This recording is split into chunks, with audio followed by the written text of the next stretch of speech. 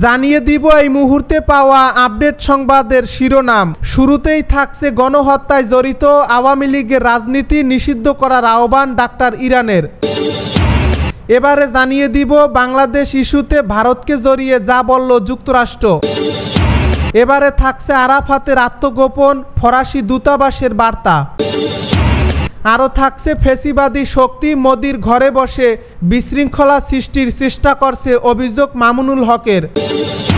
সর্বশেষ জানিয়ে দিব আওয়ামী লীগকে ভিপি নুরুল হক নূরের হুঁশিয়ারি, শোডাউনের চেষ্টা করলে প্রাণ নিয়ে ঘরে ফিরতে পারবেন না। এতক্ষণ শুনছিলেন হাতে পাওয়া সর্বশেষ আপডেট সংবাদের শিরোনাম, এবারে বিস্তারিত। তবে তার আগে অনুরোধ রইল ভিডিওটিতে একটি লাইক দিন এবং কমেন্ট করে জানিয়ে দিন ভিডিও সম্পর্কে আপনার মূল্যবান মতামত। আরও জানিয়ে দিন ভিডিওটি কোথা থেকে দেখছেন বা কোন জেলা থেকে দেখছেন। গণহত্যায় জড়িত আওয়ামী লীগের রাজনীতি নিষিদ্ধ করার আহ্বান ডাক্তার ইরানের। গুম, খুন, অপহরণ, গণহত্যা, গণধর্ষণ, বাড়িঘরে অগ্নিসংযোগ ও আয়নাঘরের নামে মানবতা বিরোধী টর্চার সেলে ভিন্ন মতের নেতাকর্মীদের নির্যাতনে জড়িত আওয়ামী লীগের রাজনীতি নিষিদ্ধ ও শেখ হাসিনার দৃষ্টান্তমূলক শাস্তির দাবি জানিয়ে বাংলাদেশ লেবার পার্টির চেয়ারম্যান ডাক্তার মোস্তাফিজুর রহমান ইরান বলেছেন, অবিলম্বে গণহত্যায় জড়িত আওয়ামী লীগের নেতাকর্মীদের গ্রেপ্তার করে আন্তর্জাতিক অপরাধ ট্রাইব্যুনালে মানবতা বিরোধী অপরাধের বিচার করতে হবে। 14 আগস্ট বিকেল 4টায় জাতীয় প্রেস ক্লাবের সামনে সাম্প্রদায়িক সম্প্রীতি বিনষ্টের চক্রান্ত বন্ধ ও গণহত্যায় জড়িত আওয়ামী লীগের রাজনীতি নিষিদ্ধের দাবিতে বিক্ষোভ সমাবেশে প্রধান অতিথির বক্তব্যে তিনি একথা বলেন। ডাক্তার ইরান বলেন, 5 আগস্ট ছাত্র জনতার গণ অভ্যুত্থানে গণতন্ত্র ও মানবতার বিজয় হয়েছে। ফ্যাসিবাদী, মানুষ হত্যাকারী, দুর্নীতি, দুঃশাসন, লুটপাট ও অর্থ পাচারকারী শেখ হাসিনার সিন্ডিকেট সরকার পালিয়ে গিয়েছে। এখন আওয়ামী লীগ সংখ্যালঘুদের মুখোশ পরে রাজপথে আন্দোলন সংগ্রামের নামে অন্তর্বর্তীকালীন সরকার হটিয়ে শেখ হাসিনাকে ক্ষমতায় ফিরিয়ে আনতে চক্রান্ত করছে। আওয়ামী অপশক্তি পরিকল্পিতভাবে হিন্দুদের মন্দির ও বাড়িঘরে হামলা, ভাঙচুর ও অগ্নিসংযোগ করে প্রতিপক্ষ রাজনৈতিক শক্তিকে ঘায়েল করার অপচেষ্টা করছে। সাম্প্রতিক সম্প্রতি বিনষ্ট করার অপতৎপরতা চালাচ্ছে। আওয়ামী সন্ত্রাসীদের চক্রান্ত ঠেকাতে দেশে রাজনৈতিক শক্তি ও আলেম উলামাগণ ঐক্যবদ্ধভাবে মন্দির পাহারা সহ সাম্প্রদায়িক সম্প্রীতি রক্ষায় কাজ করছে। তাই আওয়ামী বাকশালী অপশক্তির সকল দেশবিরোধী ষড়যন্ত্র ও চক্রান্তের বিরুদ্ধে দেশপ্রেমিক শক্তির ঐক্যের কোনো বিকল্প নাই। বাংলাদেশ ইস্যুতে ভারতকে জড়িয়ে যা বলল যুক্তরাষ্ট্র। বাংলাদেশ ইস্যুতে ভারতের সঙ্গে যুগপৎভাবে কাজ করতে চায় যুক্তরাষ্ট্র। এছাড়া বাংলাদেশ অন্তর্বর্তী সরকারের প্রধান উপদেষ্টা দেশের নিরাপত্তা পুনরুদ্ধার এবং সংখ্যালঘু সম্প্রদায়ের সদস্যদের সুরক্ষার পদক্ষেপের স্বাগত জানিয়েছেন যুক্তরাষ্ট্র। বুধবার ওয়াশিংটন মার্কিন পররাষ্ট্র মন্ত্রণালয়ের ব্রিফিংয়ে পররাষ্ট্র মন্ত্রণালয়ের উপমুখপাত্র বেদান্ত প্যাটেল এ তথ্য নিশ্চিত করেছেন। ব্রিফিংয়ে উপস্থিত সাংবাদিকরা বাংলাদেশের সাবেক প্রধানমন্ত্রী শেখ হাসিনার নেতৃত্বাধীন সরকারের পতন এবং দেশটির সাম্প্রতিক পরিস্থিতি নিয়ে প্রশ্ন করেন বেদান্ত প্যাটেলকে। জবাবে পররাষ্ট্র মন্ত্রণালয়ের এই মুখপাত্র বলেন, এই ইস্যুতে আমি এখন বিস্তারিত কিংবা ব্যক্তিগত কূটনৈতিক আলোচনায় যাব না, সেই সুযোগ নেই।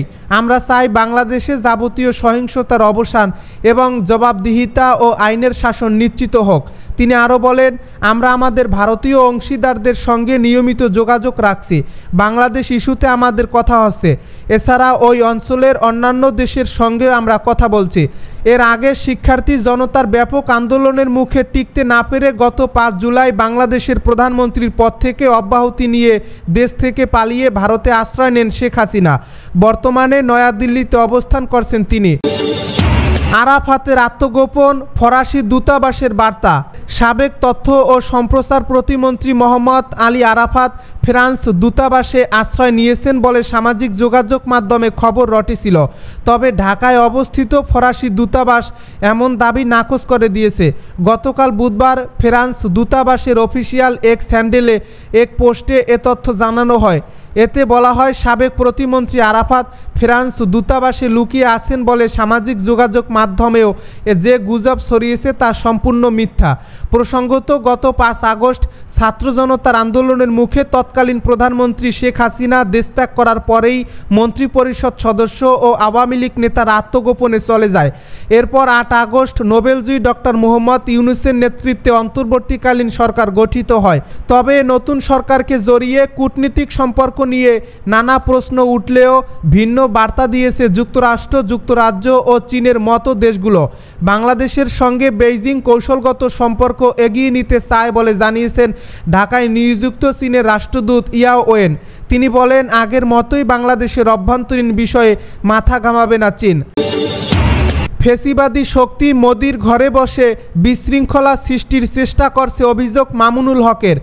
ভারতে বসে বাংলাদেশের স্বাধীনতার উপর হস্তক্ষেপ করলে বাংলাদেশের মাটিতে ভারতীয় দূতাবাস থাকতে পারবে না বলে জানিয়েছেন হেফাজতে ইসলামের কেন্দ্রীয় যুগ্ম মহাসচিব মামুনুল হক।